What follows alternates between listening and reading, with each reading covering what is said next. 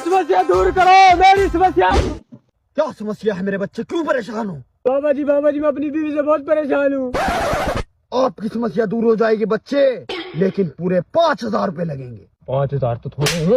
पूरी तो सुन लो बच्चे, इसके साथ 2 तोले सोना और एक ब्लैक कलर की 125। बाबा जी आपकी सब शर्तें मंजूर है, आप ये बता मुझे करना क्या होगा? आपको बस अपने घर में से एक मुट्ठी मट्टी लाना होगी। ठीक है बाबा जी। यार मेरा घर तो पक्का है, मगर ये लो बाबा जी। बेटा जो मैं कहूँगा क्या तुम सुन पाओगे? हाँ बाबा जी सुन लूंगा।